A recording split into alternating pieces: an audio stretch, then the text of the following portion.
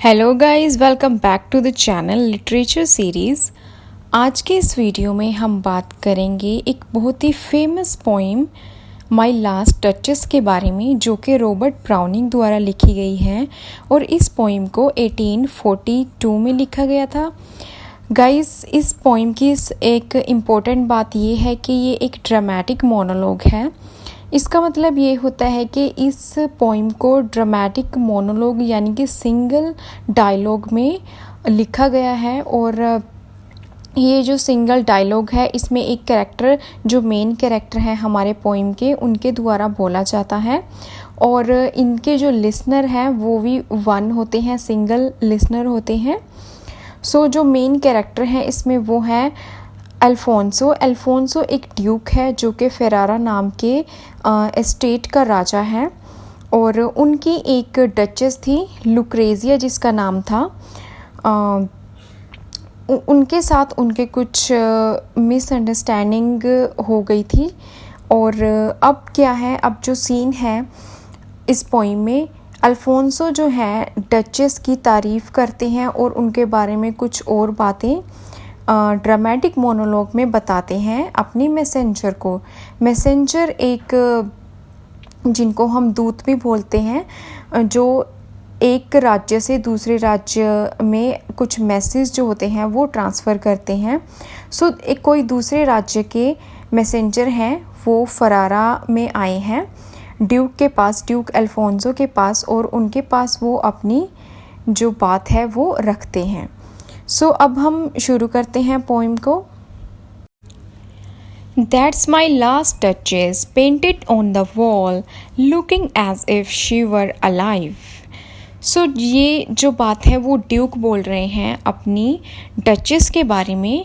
और वो बोल किसको रहे हैं? मैसेंजर को, जो कि दूसरे राज्य से उनके राज्य में आए हुए हैं।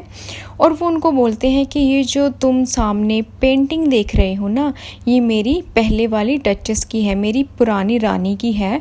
और देखो तो ये कैसे लग रही है, जैसे कि ये अभी भी ज़िंदा हो। I call that piece a wonder now. Fra Pandolf's hands worked busily a day and there she stands. और वो कहता है कि मैं इस पीस को एक वंडर बोलता हूँ, एक अजूबा बोलता हूँ। फ्रा पेंडोल्फ नाम के किसी पेंटर ने इसको अपना सारा दिल लगाकर पेंट किया था और तब जाकर ये यहाँ पे स्टैंड कर रही है। यानी कि जो पेंटिंग है वो उसकी सर से पाँव से लेकर पूरी पेंटिंग है। Well, please you sit and look at her, I said, Fra Pandolf, by design, for never read strangers like you that picture countenance. और उसके बाद वो मैसेंजर को बोलते हैं कि क्या तुम प्लीज़ बैठोगे और इसकी तरफ देखोगे आराम से बैठकर। सो इस ये जो कोट है छोटी सी, इसमें वो ऐसा लगता है कि वो उस मैसेंजर को ऑर्डर देते हैं कि तुम प्लीज़ बैठो और बैठ के उसको देखो। आगे वो बोलता है कि फ्रा पेंडोल्फ के द्वारा डिज़ाइन की गई इस पिक्चर को स्ट्रेंजर्स लाइक यू, यानी कि तुम्हारे जैसे जो अजनबी हैं, वो इसके पिक्चर्ड काउंटेनेंस को देखते रहते हैं। काउंटेनेंस होता है facial expression. The depth and the passion of its earnest glance, but to myself they turned. Since none puts by the curtain, I have drawn for you, but I. उसके बाद वो बोलते हैं कि strangers like you, कि तुम जैसे strangers जो हैं वो जब भी यहाँ इस महल में आते हैं और इस पेंटिंग को देखते हैं तो उनके माइंड में ये क्वेश्चन उठता है कि ऐसा क्या था जो इतनी डेप्थ के साथ इसको बनाया गया है और इतने पैशनेटली इसको बनाया गया है। इसकी जो ग्लांस है, ग्लांस मीन्स एक नज़र है जो इसको देखने की, उसके पीछे का जो राज है वो क्या है। और वो कहता है कि इस पर्दे को हटाने का जो एक राइट है वो सिर्फ मुझे है, मैं ही इस पर्दे को हटा सकता हूँ और कोई नहीं हटा सकता। And seems as they would ask me if they durst how such a glance came there, so not the first are you to turn and ask thus. सो वो कहता है कि तुम ऐसे पहले व्यक्ति नहीं हो जिसके मन में ये सवाल उठ रहा है और जो ये जानना चाहता है इसकी एक जो ग्लांस है उसके बारे में। Sir, it was not her husband's presence only called that spot of joy into the Duchess' cheek। वो कहता है कि ये जो तुम इसके चेहरे पे इसके गालों पे मुस्कान देख रहे हो ना, ये सिर्फ इसके हस्बैंड की प्रेजेंस के लिए ही नहीं है। Perhaps Fra Pandolf chanced to say her mental lapse over my lady's wrist too much। सो वो कहता है कि क्या पता जब वो फ्रा पेंडोल्फ जो है वो डचेस की पेंटिंग बना रहा था तो उसने कुछ ऐसा कहा होगा डचेस को जिसकी वजह से वो मुस्कुराने लगी कि उसकी जो उसकी रिस्ट के ऊपर का जो कपड़ा है वो उसको कुछ ज़्यादा ही ढक रहा है, तो प्लीज़ उसको थोड़ा हटा लो। और paint must never hope to reduce the faint half flush that dies along her throat। या फिर फ्रा पेंडोल्फ ने ये बोला होगा कि उसके पास ऐसा कोई कलर नहीं है जो कि उसके जो गर्दन की खूबसूरती है और उसका जो ब्लश है, उसके गालों का कलर है, उसको पेंट कर सके।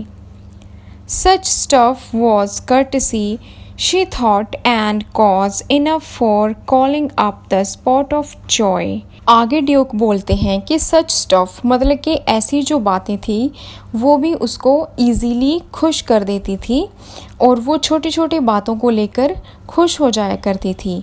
She had a heart, how shall I say, उसके पास एक ऐसा दिल था कि मैं तुझको कैसे बताऊं। Too soon made glad, too easily impressed, जो कि बहुत ही ईजीली ग्लैड हो जाता था और बहुत ही ईजीली इम्प्रेस्ड हो जाता था।